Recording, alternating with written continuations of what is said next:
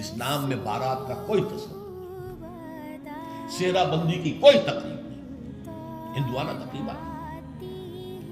بارات کے لیے عربی میں کوئی لفظ ہی نہیں ہے، قرآن اور حدیث میں کیا ہوگا؟ عربی میں نہیں ہے، کوئی لفظ نہیں۔ یہ خالص عجمی لفظ بارات عجمی ہے، ایرانی ہے، اس کا اسلام سے کوئی تعلق نہیں، جڑ کٹ جائے اس کی۔ یہ بھی ہندوانہ تصور ہے۔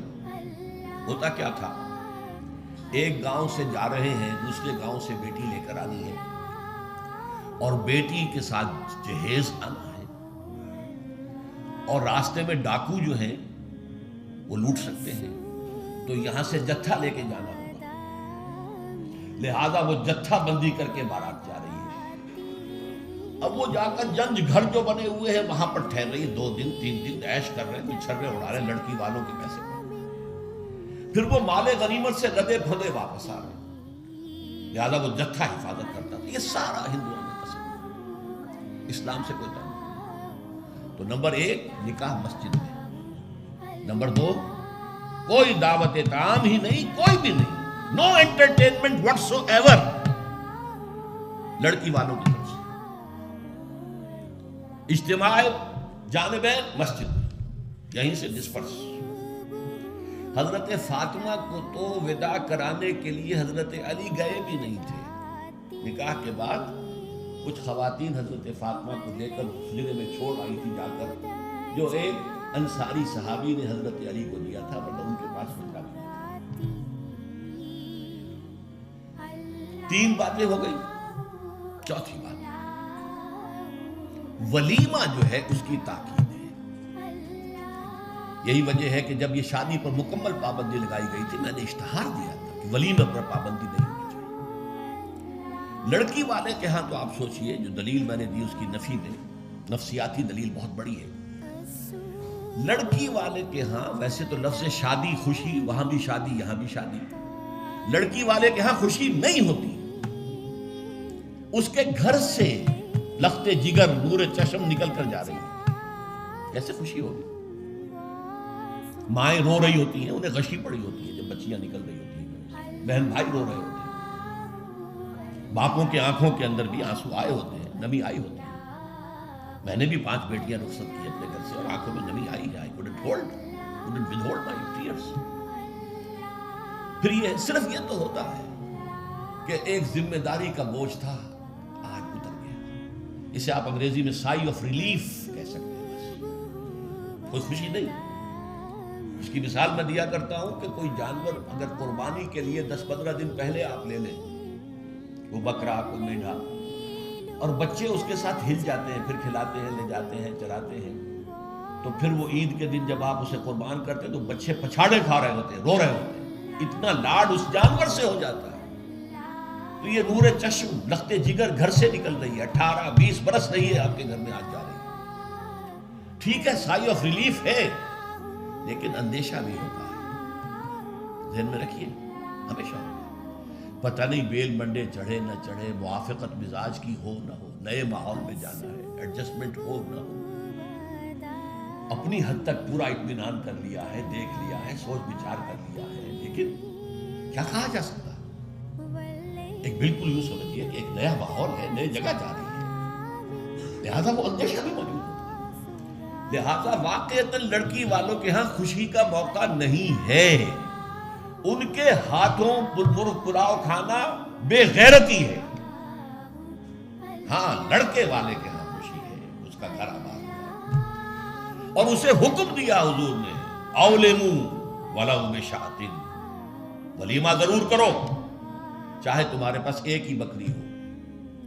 وہ ایک ہی بکری در حقیقت ان کے ہاں مفلسی کی سب سے بڑی شکل ہو سکتی تھی، لیکن بھیڑیں بکریاں پالنا تو ان کا پیشہ تھا، تو کسی کو ایک ہی بکری ہے معلوم ہوا بہت ہی غریب ہے، فرمایا اسی کو ذبح کرو، کھانا کھلاؤ اپنے دوستوں کو، اپنے احباب کو، سیلیبریٹ کرو۔ سیلیبریشن تمہارے ہاں ہونی چاہیے، مرد کے ہاں، لڑکے کے ہاں۔ پھر اس میں بھی اس قدر حضور صلی اللہ علیہ وسلم کی تعلیم کے اندر دیکھیے توازن ہے۔ فرمایا، یہ مسلم شریف کی روایت ہے جو میں آپ کو سنا رہا ہوں، عن عبداللہ ابن عمر رضی اللہ تعالی عنہ، ان نبی صلی اللہ علیہ وسلم قال اذا دعی احدکم الی الولیمۃ فلیجب، جب تم میں سے کسی کو ولیمے کی دعوت دی جائے تو ضرور جائے۔ اور ایک اور حدیث ہے ابو ہریرہ سے رضی اللہ تعالی عنہ کہ حضور نے فرمایا شر الطعام طعام الولیمہ، ولیمے کا کھانا برا کھانا ہے۔ کیوں؟ اس میں غریبوں کو نہیں بلایا جاتا بلکہ غریبوں کو دھکے دیے جاتے ہیں۔ آپ دیکھتے ہیں بڑے بڑے ٹینٹ لگے ہوتے ہیں ٹینٹ، اور وہاں پر اندر جو کچھ ہو رہا ہوتا ہے، کھانا ضائع بھی ہو رہا ہوتا ہے، غریب کو تو کسی کو داخل نہیں ہونا چاہیے نا، اور ہے بھی نہیں، وہ مسلی کھلانے کے لیے تو نہیں ہے نا، وہ تو اپنے اعزاء رشتہ دار احباب ان کو اپنی خوشی میں شریک کرنے کے لیے۔ تو حضور نے فرمایا شر الطعام طعام، لیکن اس کے باوجود من لم یجب الدعوہ فقد عصى اللہ ورسولہ، جو شخص ولیمے کی دعوت قبول نہیں کرے گا اس نے گویا کہ اللہ اور اس کے رسول کی نافرمانی کی۔ اب آپ سوچئے جس نبی نے ہمیں اتنی تفصیل سے ہدایت دی دعوت ولیمہ کی، اگر لڑکی والوں کے ہاں کسی دعوت کے اندر کوئی خیر ہوتا ذرہ بر تو کیا حضور ہمیں اسے محروم رکھتے صلی اللہ علیہ وسلم؟ تو چوتھی بات جو میں نے عرض کی کہ ولیمہ کیا جائے، ہاں البتہ ون ڈش کی پابندی لگائی جا سکتی ہے، بالکل لگائی جا سکتی ہے، اسراف اور تبذیر کو روکا جا سکتا ہے۔ اسراف کسے کہتے ہیں؟ اسراف کہتے ہیں ضرورت کی جگہ پر ضرورت سے زائد خرچ کرنا۔ عام اپنے گھر کے کھانے میں بھی ایک سے زیادہ ڈش پکانا، ایک سے زیادہ کھانا حضور کے نزدیک نہایت ناپسندیدہ ہے۔ ضرورت ہے پیٹ بھرنے کی، ایک سالن روٹی سے بھی ہو جاتا ہے، آپ نے 4 5 پکا رکھے، یہ اسراف ہے۔ اسی طریقے سے اگر دعوت کے اندر بھی ون ڈش کی پابندی ہو تو بالکل ٹھیک ہے، اس کے اندر کوئی حرج نہیں، لیکن یہ کہ اس میں اب جو کیا گیا ہے کہ میٹھے کے اوپر پابندی، بالکل یہ صحیح نہیں ہے۔ میٹھا حضور کو بہت مرغوب تھا، پسند تھا، تو اس میں یہ کہ ایک ڈش میٹھے کی، یہ نہیں کہ 3 4 ڈشیں، دال کا حلوہ بھی ہے، گاجر کا حلوہ بھی ہے، اور فلاں بھی ہے، اور فلاں بھی ہے، اور پھر کھیر بھی ہے۔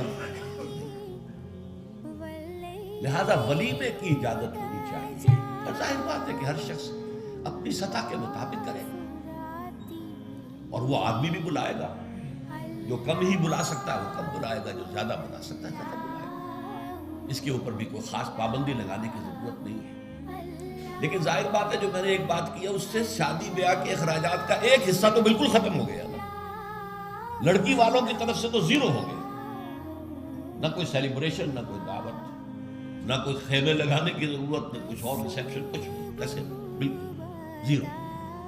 لڑکے والے جو ہیں دعوت ولیمہ، اور اس کے اندر ظاہر بات ہے کہ اپنے ساتھیوں کو، دوستوں کو، اعزاء کو، اقارب کو جس حد تک بھی اس کے لیے ممکن ہے۔ اچھا یہاں تک فرمایا ہو کہ اگر تمہارے کسی بھائی نے نکاح کیا ہو اور اس کے پاس کچھ بھی نہیں ہے تو وہ ولیمہ کر سکے، اپنے گھر سے کھانا لے جاؤ اور جا کر اس کے ہاں بیٹھ کر کھانا،